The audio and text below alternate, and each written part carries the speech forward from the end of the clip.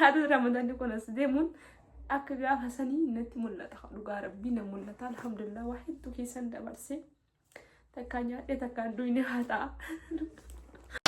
yoo beekaa nama miti rabbiin keessi ilaala makluuqa rakkiftee haaliqni si lola rabbiin akkii ofiisiif dhiisuun saammala akkii namaan dhiisu namarraa kaffala gari addunyaa irratti tu jiru cancala.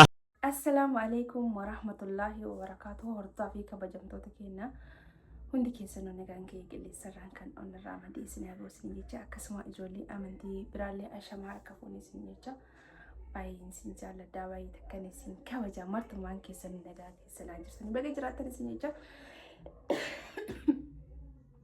haadha roosaan dhufteetiin jirti kophaa isii saadha illee kun sana biraa gabbaate ከዛ ማሊፍ ልፍቴ ጁን ኪሳኒ ነው ደግሞ ዳበለቴ ረመዳን ያስከላሄ ጅራ ኢንሻአላህ ተይ ረቢቲኒ ነማ ነገን ሶመና ባሶ ረቢኑ ሃጎዱ ከናፉ ቁፋን ልኝ ጅራ ኦርዶቱ ተከባጀምቱ ተከና ቶኮ ፉርደቹ ፊን ዋሂድ ዱንያታ ቶኮ ቃልአቹ ዋሂድ ዱንያታ አና ማን ቀለደ ጀዴ ወን ያንኛ ነንጅሩ wanni sila addunyaa kanarra nama qal'isa jedhan birrii xiqqaatti birrii meeqaalee na jalatti hafee hin jiru nama yaada qallachuu barbaada warci hunda qannasuu barbaada namni akkanuma laaleen itti ulfaa baadiyyaa faa gaafa gabbuutanii wallahi laazim haajatii yaan duratti baadiyyaa irratti gaafa gadi buutanii akkanumatti isin laalanii cuma qaataa xirriq jettee mima ulfoo itti hima qaata ulfoo itti hima akkasii akkana mijaa'aa warri baadiyyaa faa keessattu.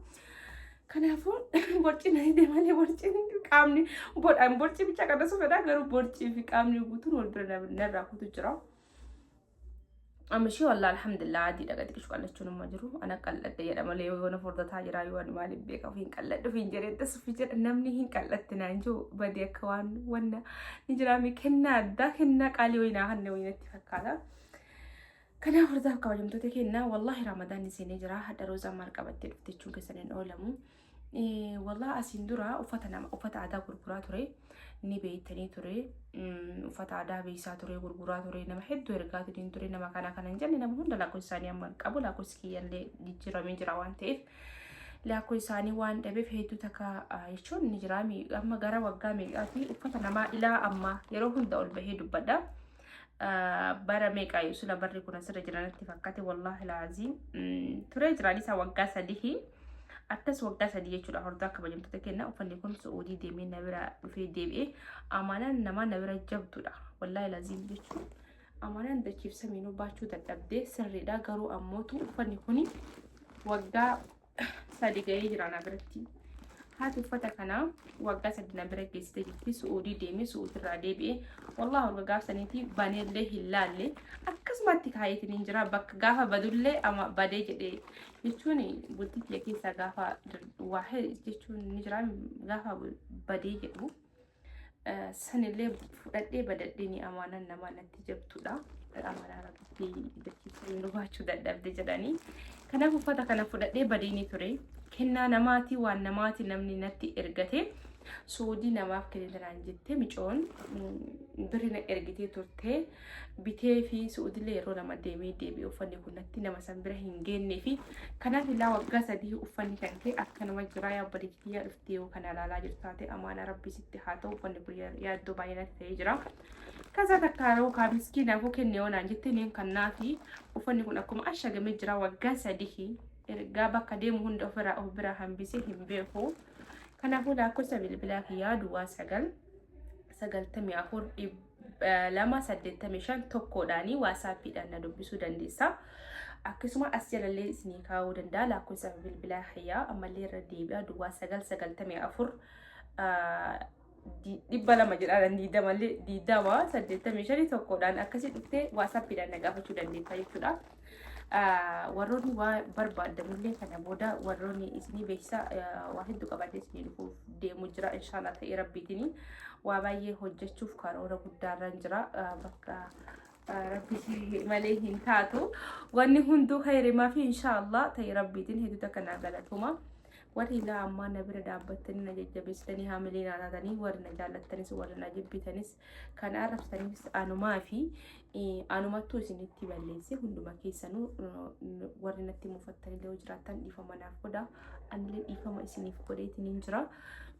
Isinii miidiyaarra nu beektan malee keessa kennallee hin beektanii nama akka kam akka taanillee hin beektanii isinii nu hin beektanii wanta hundumaayyuu jechuudha akkam akka jedhee isinii himu hin jiru.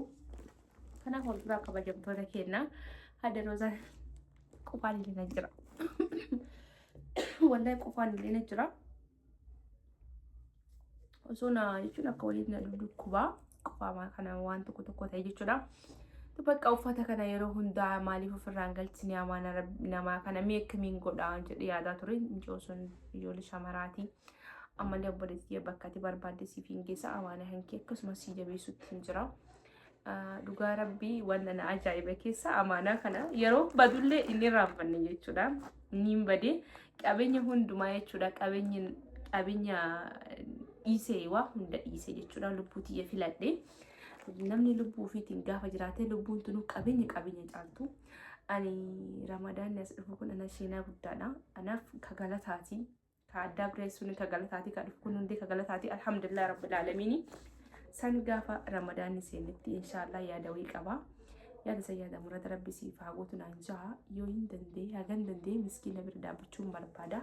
Gabbahee yookiin waan tokko ta'e jechuun jira waan ta'e wayiitiin yoo rabbi yaada murada keenyaa guute kanaaf hordofaaf kabajamtoota keenya anaaf Ramadaan kan dhufu kuni amata kiyyaniin kabajadha jechuudha. Dhiifama walirraa ta'a maaliif anaaf ka galataate alhamdulillahi rabbil aalamiin. Hedduu takka waniin andaa keessan dabarsee bara 2023 osoo isin hime niin ulfaata. Waa hunda wanti addaan baasee himuu dhabee fi nama na jaallatu nama na kabaju baay'eetu namni kana keessatti maqaan isaanii akka hin dhahamne maqaan isaanii akka hin banne je'eetiin callisee bira kute malee nila ammaa wanti sammuutii na xuuxuu namni haamileetii na tuqu hedduu jira osoo ol baahee baafadhee waa baay'ee jira. Kanaaf ol bahee baafachuuf nama hedduu jaalladhu nama hedduu kabaju namoota san keessa waan jiruuf nama galata naa oolanii nama gaafa ani waa hedduu ta'e na bira dhaabbatanii nama dhugaa kiyya waa hunda arganii naa hubatan waan beekuuf san maqaa isaanii tokko bada jedhee tokko duuka hin balleessu jee callisee. Kanaafuu sanii fi malee silaa ani kan waa hedduu ol bahee dubbadhaa waa hedduu himadhaa waa hedduu ragaas qaba. Miidhamillee waa hedduu ta'e alhamdulillah san keessa hunda bahee jira. Bahee alhamdulillah jiruu gaarii jiraataa jira. Hordoftoota kiyyaa fi nama hundaafuu rabbiin zajaa isinii haa deebi'u. Maqaa keessan kana jee gaafa himuu hin danda'u. Bakka isin na bira dhaabbattanii na qarqaartanii jettanitti bakka isin baastanii Ramadaan kuni wallahi waan isin yaaddan hunda rabbiin isiniif haa ta'u yaada muraada keessan isinii haa guutu. nama ilmu hin qabnellee wallahi alazim rabbiin inshaallah Ramadana kana irratti rabbiin isiniif haa kennu rabbiin isin haa milkeessu yaa warri jaarsa wajjin jirtan jaarsa keessa wajjin rabbi walitti isin haa urgeessu ka jaarsa hin qabnellee kana bira dhaabbatte hundummaan keessanuu bakka rabbiin milkii isiniin beene rabbiin isin haa milkeessu hedduu na qarqaaraa turtanii wallahi alazim galata keessan akkan jee himullee hin jiru keessattuu ijoolleen Ameerikaa jirtanii kana jee hin himu isinoof beeytanii jaarsaaf jaartiidhaanis haa taatanii akkasuma ijoollee shamaraa bicha haa taatu maqaa keessanillee jechuun akkasirratti illee numaan dhahaa laakos kiyyallee na jalaa waan wanni ta'eef isinirraanfadhee malee galata keessa yoomillee hin dagadhu nagaan naa jiraadha baay'ee takkan isin kabajaa akkasuma warri yaada waa hundaanis na gargaaraa turtanii hedduu takka galata guddaa takka na biraa qabdanii yaada muraada keessa rabbiin isin haa gootu isiniin jecha ani yemmuu waan dabris Ramadaan kun yeroo as dhufu adda inni as deemuun himaan na qaba waan osoo Ramadaan hin taane ta'e osoo Ramadaan guyyaa 2-3 hafe akkaan an keessa ture waan beekuuf jechuudha.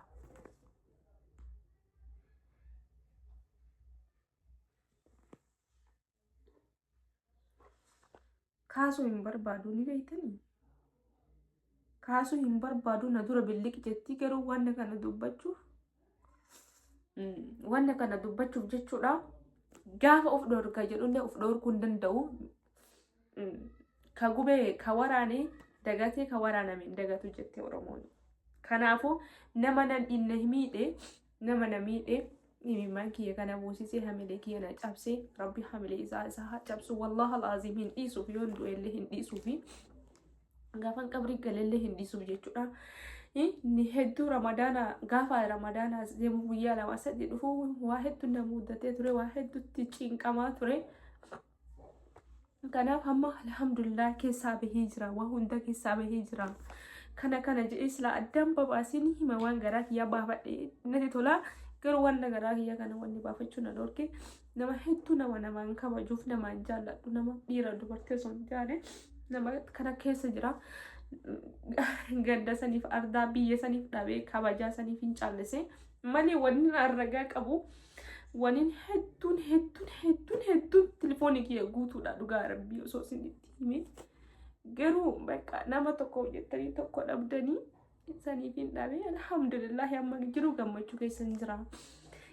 Haada ramadaanni kun as deemuun akka gaafa sanii natti mul'ata dhugaa rabbii na mul'ata alhamdulillah waa hedduu keessan dabarse takka nyaadhe takka du'ine haa ta'a dhugaa rabbii.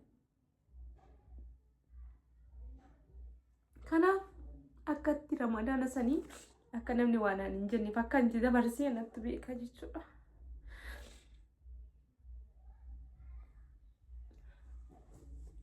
Ramadaan as dhufu kana sheena guddaadhaaf qaba alhamdulillah yoon danda'e haga bakka rabbii miskii rakkinna keessaa cinqii azaba jiru addunyaa san keessaa na baase inshallah oo danda'e hagan danda'u haqni kiyya miskiina bira dhaabbachuu barbaada. Hoo birii dhibba takkallee qabaadhe saniin wajjin kaaffaladhe miskiina wajjin jiraachuu barbaada. Rabbiin na qarqare du'aa na godha. Dhugaa rabbii waan akkasii yaadachuun barbaadu yoo yaadadhe sammuutii yaaduu takka na cinqamti. Dhugaan kiyya alhamdulillahi rabbil alamin garuu namni hamilee nama cabse hamileen isaa cabuu hin ooltu. Wallahi hadda qalbii tantee namni si cabse bor qalbiin nama sadii ni cabxi. Kanaafuu qalbii namaa hin cabsina. Jiru addunyaa tunu isin xiqqishoodha. Yoo waliin jaallanillee dhugaa jirtu wali himtanii ayyoo addaan baatan bareedaadha.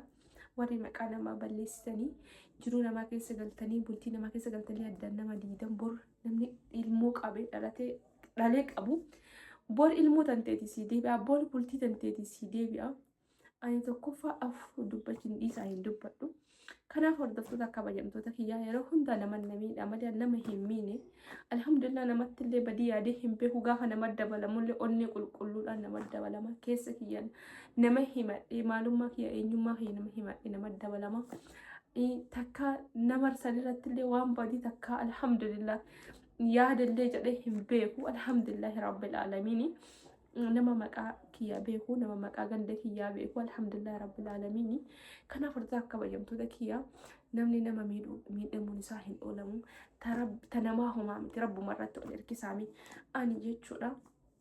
Rabbiin kuni wallahi laazim yaa rabbii jedhaa ture algalleelii ka'ee kadhadhaa ture yaa rabbii hayyaati jedhaanii ture garuu alhamdulillah rabbiin nama ofii jaallatus ni rakkisa rakkinallee arge bal'inallee arge alhamdulillah rabbil alamin. Kanaaf hordoftoota kabajamtoota kiyyaa baay'ee takkan isin jaalladha isin kabaja. Adada ramadaanni kun as deemu wallahi dhugumaadha imimmantu na qaba. Wallahi imimmantu na qaba. Adada guyyaan takkaafu adada guyyaan lama hafu imimmantu na qaba. Maaliif seenaa sayyaadadha. Kanaafuu isinitti hin dheeressu. Assalaamu alaikum warahmatullahi wabarakatuh. Haati cuqara kodhu fudhadhu. Hawaana kan kee gaafa deemullee gaafa badullee badadheenii ture. Seenaan amaana kan kenna bira jira. Lakkoofsa kiyya duwwaa 9 mallee deebi'aa 94,285 tokkoodhaan waatsaappiidhaan na dubbisi. Kanaa miti hojjettee tiiktookii kiyya roozaa baalee jedhama suuraa kiyya irra jira dhufii keessaan na dubbisi amaana kenna irraa fudhadhu. Lakkan hin barbaadu hojjettee miskiinaa fi kanaan na dubbisiisin hin jaa kanaaf oromoo kiyya isinitti dheeressinsaa dhiifama narraa ta'a wallahi laazim hedduu isin jaalladha hedduu kan isin kabaja. Rabbiin isin hin miidhini rabbiin hamilee teessan isin hin cabsini. Hamileen namaa jaallatanii miti namni bultii ofii keessa seenee gaafa bahu jaallatee miti osoo hin taane giddittuu bultii namaa keessaa nama baasa. Hamilee jechuun jaallattee waan takka lamarratti hin tartu waggaa 13 irraa kan ka'e alhamdulillah kaamileen kiyya cabe alhamdulillah baga cabe cabuun kiyyalee ittiin gaddu waa hunda rabbii kiyya naaf qoode waan ta'eef kanaafuu nama hamilee tiyana cabse hunda rabbi hamilee isa haa cabsu akka imimmaan kiyana buusisiisa rabbi imimmaan isa haa buusisisu wallaahi wabillaahi nama namii hunda hin dhiisuuf tokkochumallee hin dhiisuuf hedduu namiidhanii hedduun takkaan ni miidhamee wallaahi hin dhiisuuf gaafan du'ellee hin dhiisuuf qabrii jalatti isa gaafadha ani garuu yoo nama san miidhe guyyaa takka yoo miidhe rabbiin na haa miidhu hedduun miidhamee hedduun takka waa hedduu ta'e kanaafuu rabbi isaan dabarfadhe nama namiidhe hunda hamileen teessan bakka geettan hundattuu wallaaha laazii inshaa Allah akka hamileen teena cabxe kana rabbi hamileen teessan isin haa cabxu ana ammoo alhamdulillahi amma alhamdulillah akka gaariin jira wallahi alhamdulillah fayyaan qaba alhamdulillah kolfee qabadhaa jira gaafa asirratti manni jaamu sirriidha alhamdulillah wallahi laazim galata rabbii yaa ka jedhee galfadhuun qabu kanaaf ijoollee waa barbaadanii warri biyya alaa jirtan meeshaa barbaadan kana booda yookaan suuqii inni jiraami beeksisniif hin godhaa namumarraa tiraanspoortii keessanii bichaa naa kafaltanii jechuun gargaara waa hedduu isiniif fidaa uffata aadaa waan barbaadan barbaade shiroo waan barbaadan irraa xalabachuu dandeettanii Aku sahia isini matasa kanafu aku masmiyal isini himetinin jira asjalallee isini ta'a kanaaf assalamualaikum warahmatullahi wabarakatuh itu sin jaladha itu sin kabaja isinin ja haga walitti deebi'utti bye